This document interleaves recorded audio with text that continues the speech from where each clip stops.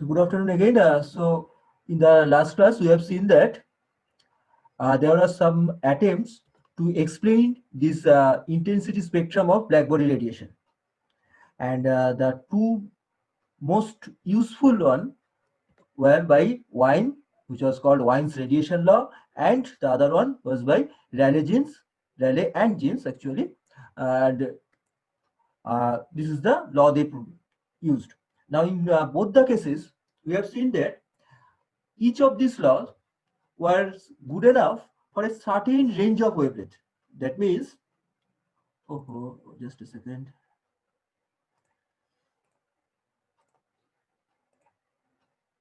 That means we have seen that Wien's radiation law was very good only at the lower wavelength side. But if you go beyond that region, that means whenever you are in the higher wavelength side, this region, then Wien's radiation law is not good enough to predict the experimental intensity pattern. On the other hand, Rayleigh-Jeans law is very good only at the higher wavelength side. Rayleigh-Jeans law is very good at the higher wavelength side. But when you go towards the lower wavelength side, then as the law says that when lambda tends to 0, E lambda should be very, very high. That means in the lower wavelength side, E lambda should be very high. On the contrary, the experiment says that intensity of radiation should be very small at the lower wavelength side. And this discrepancy is generally called ultraviolet catastrophe. It means near the ultraviolet region, the lower wavelength side, there is a discrepancy between theoretical prediction by Rayleigh and Jeans and the experimental curve. So the point is, though both of these formulas are good enough for a certain range of wavelength, but none of them could predict the experimental blackbody radiation curve completely. That means for all wavelength range. The next and the best attempt was by Max Planck. Max Planck in Berlin, he used something which is completely drastic. He used some concept which at that time no one believed. He used something which is completely different than the idea at that time, and that was the birth of quantum mechanics. Planck's bold postulates, one of the bold postulates was energy quantization. That means he said instead of continuously distribution of energy, the energy must be discrete in nature. What does that mean? And even he said that each smallest possible amount of energy, quanta of energy, should be of the order of h nu, where h is called Planck's constant and nu is the frequency. Continuous variation of energy means suppose this is 1 electron volt energy and this is 5 electron volt of energy. Okay, this is 1 electron volt of energy and this one is 5 electron volt of energy. Two different values, one smaller and other is higher value. Now if you want to go from 1 electron volt to 5 electron volt of energy, if you want to go from 1 electron volt to 5 electron volt of energy, classical mechanics says the usual concept is that you can reach from 1 volt to 5 volt at any step.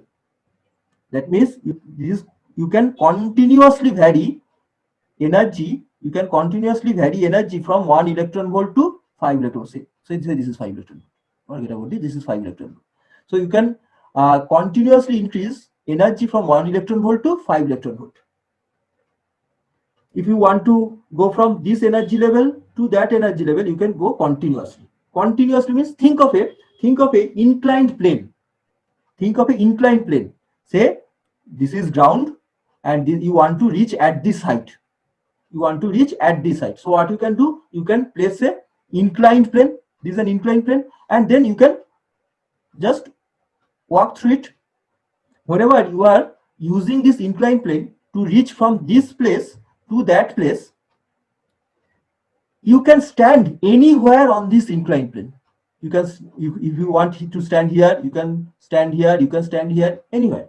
Similarly, when you want to increase energy from 1 electron volt to 5 electron volt, you can increase it at any step. Suppose I want 1.01 electron volt, I can 1.25, 1.73, 1.59, 2.54, 7.346, whatever value I want. The theory doesn't restrict me. I can have any value. Like on this inclined plane, I can stand anywhere. No one to restrict me. Whereas this is the general concept that energy can be varied the way you want. That's the point. You have 5 joule of energy. You want to go to 10 to 20 joule of energy. You can go from 5 joule to 20 joule at any step you want. 5 to 6 to 7 like this, or 5 to 5.01, then 5.02, etc. Whatever the pattern you want to follow. No one to restrict you. You can have any value in between. Like you can stand anywhere on this inclined plane. But Max Planck said, no, energy cannot vary continuously. Energy is discrete in nature. Energy is quantized. What does that mean? That means there is a particular values of energy. You cannot increase it whatever you like. It's just like stair. It's just like stair. Suppose this is your ground floor. You want to go to first floor. You are using stairs. Like this. So from this point to that point, either you can use inclined plane, that is the classical concept, or you can use a stair, that is the concept given by Max Planck. So you observe whenever you are going from this place to that place, either you can stand on ground plane, or on this stair, or on this stair, or on this stair, and so on. You cannot stand in between. Suppose between this stair, this point, and this point, can you stand anywhere in between these two? No. That means suppose this is your ground floor. The height of one stair, excuse my drawing, actually all the stairs must be of same height. Hopefully you know from your daily basis knowledge. All these heights are same. Okay. Now suppose this height is, say, for my easier calculation, say it is 0.5 feet. Suppose it is 0.5 feet. Okay, so either you can stand here, or at 0.5 feet, or 1 feet, or 1.5 feet, or 2 feet, and so and so. Can you stand at 1.73 feet? Can you stand at 1.73 feet? No. If you are using an inclined plane, you can stand anywhere you like. But whenever you are using a stair, then you can stand only on the staircases, only on these positions. That means at 0, or 0.5 feet, or 1 feet, or 1.5 feet, or 2 feet, or 2.5 feet, etc. So that is called energy quantization. Similarly, when we are increasing energy from 1 electron volt to 5 electron volt, then energy can be increased by a step. And what is that step? According to Planck, the smallest value is h nu. Like here, our stair height is 0.5 feet. Similarly, the energy values, or better to say, the gap between two energy values will be, two consecutive energy values will be h nu. That means if this is one energy level, next energy level, this next energy level, this, and so and so, then this gap is h nu, just like our height of the stair. That means if you want to increase energy, again you need to increase it by stair, like this. The gap between two consecutive energy levels, according to Planck, is h nu. H is a constant which is called Planck's constant, whose value is 6.626 into 10 to the power minus 30, is minus 34 joule second. Hopefully you understand how small it is. 6.626 into 10 to the minus 34 joule second. So small. And because it is so small, we cannot observe it in our normal day life. Because the energy we generally use is not so small. That's why we cannot understand that energy is actually discrete. Energy is actually quantized. That we cannot understand because we are dealing a more larger amount of energy than this value. When will you observe this amount? When you go beyond the atoms, because within the atoms, in the atomic level, the scale is very small. Like in the atomic level, the charge of electron is 1.6 into 10 to the power minus 19. Mass of electron is 9.1 into 10 to the power minus 31 kg. So you can understand then how small the quantities will be. Then the energy value is also very small. And at that case, Planck's law will be so valid. Now, so what we understand from Planck's law, the most important thing is that energy is not continuous. That is true. And from the today's perspective, it is so relevant. Energy is not continuous. You cannot vary energy whatever you like. You need to increase energy at some steps. So energy is discrete, energy is quantized, and the value of energy, two consecutive energy gap is h nu. That means, in other words, again, say we have some energy levels. We have some energy levels. These are some energy levels. These are some energy levels. Say energy levels are, give them name. Say this is E1, E2, E3, E4, and so on. Now Planck says that energy of any level, say En, equals to nh nu. That means what will be energy of E1? It will be just h nu. Energy of E2, 2h nu. Energy of E3, 3h nu, and so on. So you understand the separation, the gap between any two consecutive energy level is h nu, as per given by Planck. Okay. So we observe that energy is not continuous. Energy is increased from the smallest value E1 to say E6 by some changes. So from E1, then you will have E2, then E3, then E4, then E5, and so on. So you cannot have any energy in between. That means say 2.5 h nu we cannot have. 3.7 h nu we cannot have. We will have h nu, 2h nu, 3h nu, 4h nu, etc. And it is easier to handle also.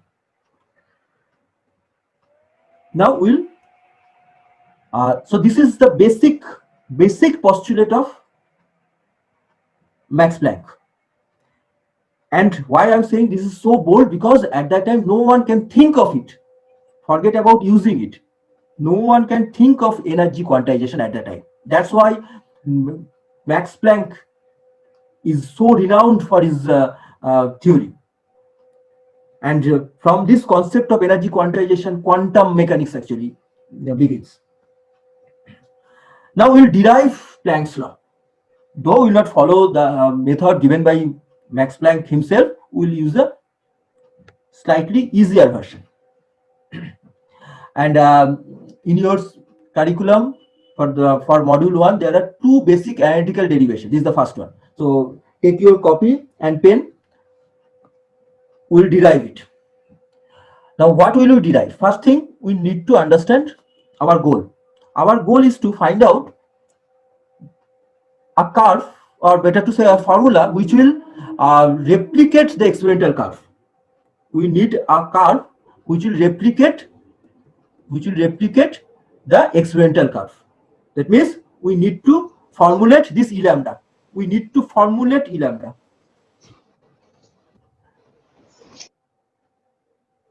We need to formulate E lambda. How will we do that? Just a second.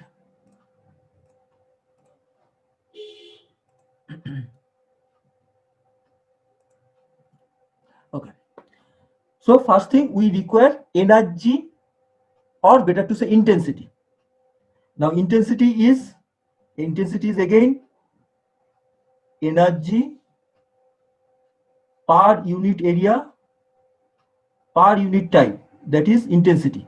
So I either will derive energy per unit area per unit time, that is intensity, or we will find out first energy per unit volume, that is called energy density. We call it as energy density, like mass per volume we call density. Similarly, when we divide energy per unit volume, we call energy density. Why we are dividing by volume? Because then we need not to bother about the size of the material. Whether you are taking a small material or I am taking a large material, immaterial, because we are dividing that energy coming out of the body by its volume, and we call it as energy density. Energy density is generally denoted by small u nu if we write it in terms of frequency, u lambda if we write it in terms of wavelength, depending on your choice. Whether you are writing energy density in terms of frequency, then we will write u nu. If we write it in terms of wavelength, we write u lambda. Now the point is, in the previous class, that means the previous day's class, we have observed the electromagnetic spectrum. It is a vast thing. It is the wavelength range you have observed is from 10 to the power 3 to 10 to the power 3 meter to 10 to the power minus 15 meter. So large. Can you handle this whole range? And is it required? No. We are much more concerned only in the visible region. So that range we require is very small than the total electromagnetic spectrum. So what we will do, we will mention the range also. That means it is like, suppose someone asks me what is the physics marks of students in ECE, then average student marks of students, average physics marks of students in ECE. Then what I have to say, I have to take all your physics, all the physics marks of the students, then average it out for all students. Rather, if I am asked what is the average physics marks of students having roll number between 10 to 20, what is the average physics marks of students having roll number between 10 to 20? So the person not at all concerned about the whole range, specifically asked for a particular range of students, roll number between 10 to 20. Similarly, here we are only concentrated on a particular range of frequency or wavelength. Say I want the energy density, that is energy per unit volume, for wavelength 4000 to 7000 angstrom only. That is within the visible range. So what we will do? I will say u lambda d lambda is the energy density. So this is the notation I am using. So u lambda d lambda means energy density having wavelength between lambda to lambda plus d lambda. As I said, wavelength between 4000 to 7000 angstrom.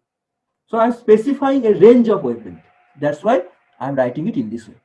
This is a nomenclature for our understanding. It will be helpful for us. Otherwise, so many things that you have to write down. Instead, we are giving the notation.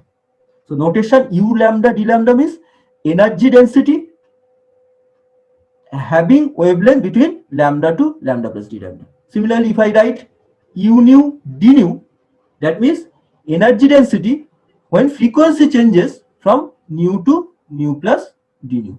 Say frequency changes from 1 terahertz to 1.2 terahertz. So that is the change in frequency. Within that change, I want the energy density, that is energy per unit. Clear? So our objective is to estimate u lambda, d lambda, or u nu d nu. Okay, this is the first thing. Second point, how will you estimate it? Okay, I'm removing these things. I need some space.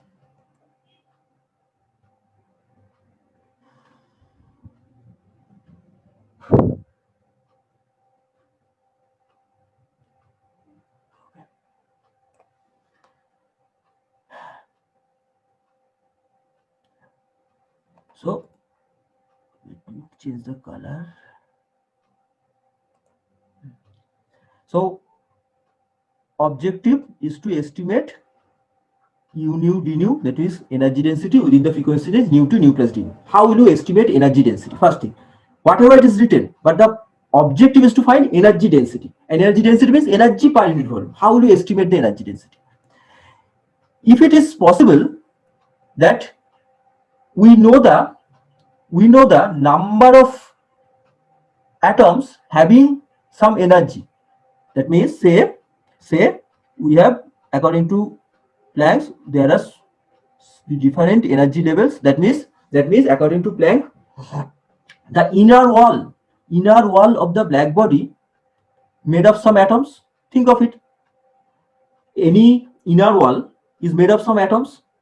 Now, according to Planck, these atoms act as simple harmonic oscillator. Simple harmonic oscillator means the atoms which are vibrating simple harmonically. So atoms are fixed. They cannot change from their position. So what they can do, they can vibrate about their mean position. So this is the mean position. About the mean position, they just vibrate simple harmonically. You have studied simple harmonic motion in class 11 or 12. So these atoms vibrate simple harmonically. That's why they are called simple harmonic oscillator. And since they are vibrating, see, I'm vibrating this pointer. I can vibrate it with lower frequency like this.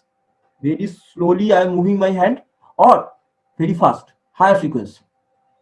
So this oscillator may have lower frequency or higher frequency. If they have lower frequency, they have lower energy. If they are higher frequency, they have higher energy. Because as per Planck's law, En equals to NH nu. More the frequency, more the energy. More the frequency, more will be the energy. So if the frequency is small, energy will be small. If the frequency is large, energy will be large. Okay. Now what I require to find out total energy? Suppose there are some atoms in the E1, lower energy level, some in E2, some in E3, and so and so. So these are the atoms in E2, say. These are the atoms in E3, say. These are the atoms in E4, say, etc., etc. What I require, first thing, I require total energy. Then I will divide it by volume. Total energy, how will you estimate the total energy? How will you estimate the total energy? Total energy, to find out the total energy, you require how many atoms are there. Suppose there are here one, as per my drawing, 1, 2, 3, 4, 5 atoms in E1. Then what will be the total energy? 5 into E1. As per my drawing, there are 4 atoms in E2. So what will be the total energy? 4 into E2, and so and so. That means if I try to find out the total energy for all these atoms, if I want to find out total energy of all these atoms, then I need, first thing, what is the number of atoms in each energy level? That's the first thing I require. Then second thing I require, what is the average energy of each? If I multiply these two, then I will get the final result. So I require number of atoms, average energy of each. So what I get, this is the total energy, this is the total number of atoms. E bar is the average energy of each. So this one is the total energy. I divide it by volume. That will be the energy density. Now, how will you get this number? How will you get this number? One thing, hopefully you understand that in our nature, we always try to be in lowest possible energy level. If you are not asked, you always try to be in relaxed condition. You don't by yourself try to move from one place to another place. I'm giving another example. Suppose there is a tall building and there is no lift in that building. There is a tall building, say there are 20th floor, up to 20th floor in it, and there is no lift. Now when the flats will be sold, which floors will be occupied first? Which floors people will take? Ground floor, first floor, second floor, third floor maximum. Almost no one will take 10th floor or 20th floor because there is no lift in it. We don't want to use our own energy to move from ground floor to 10th floor. So natural selection is that we will take lower floors where minimum energy is required. We will take the lower floors where minimum energy is required. This is valid for each and every object in this universe, whether the object is a tiny particle or a huge object. So it is applicable for an electron, it is applicable for a star. Each tries to be lowest possible energy level. That means here lower energy levels, that means E1, E2, etc., they will be more occupied than the higher energy levels. Lower energy levels will be more occupied than the higher energy levels. That is the concept, that what nature does.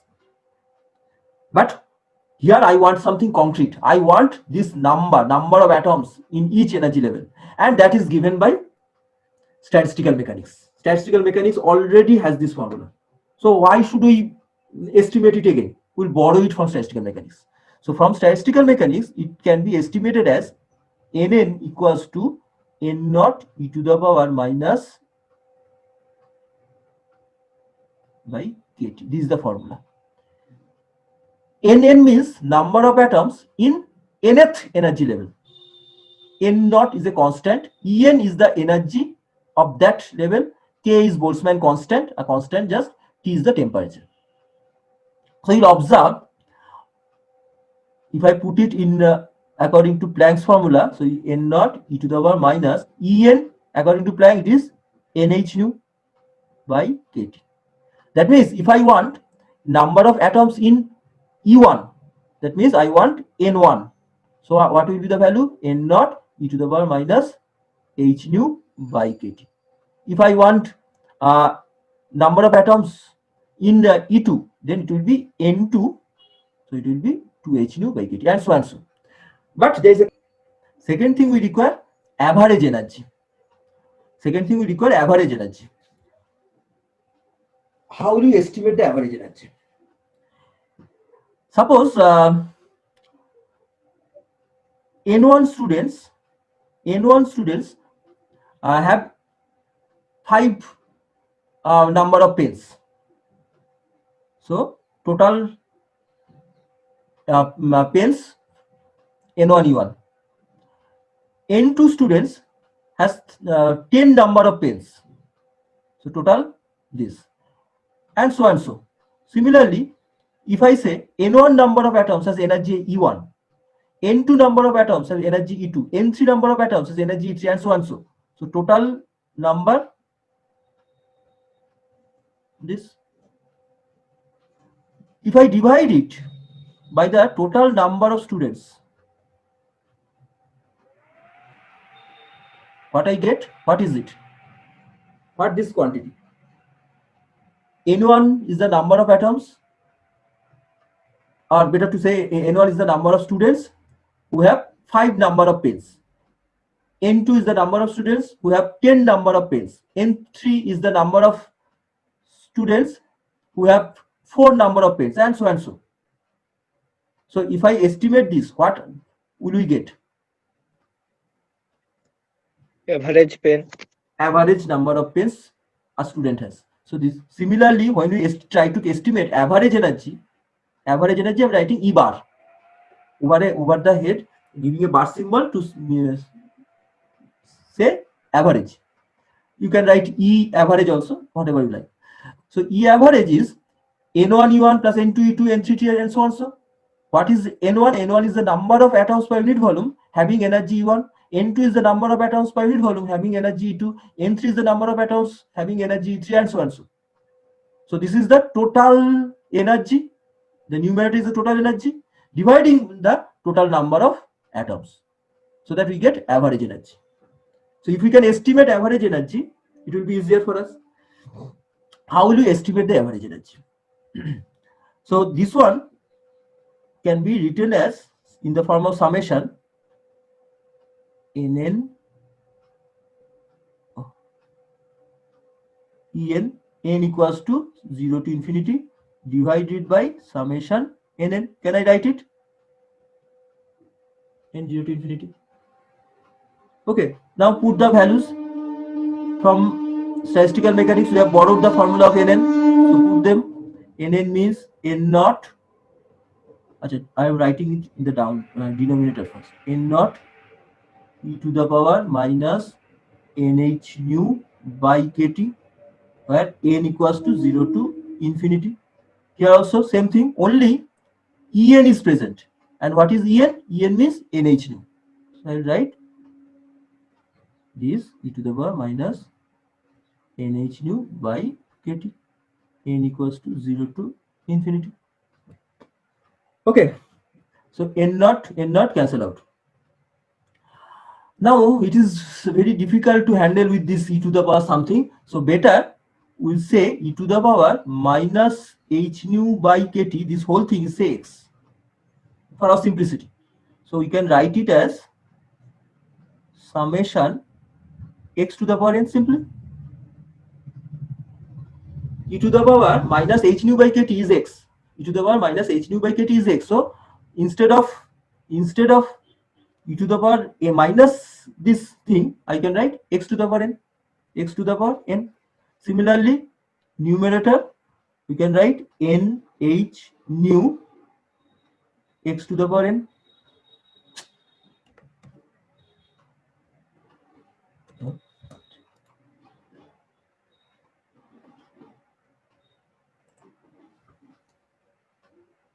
N equals to 0 to infinity.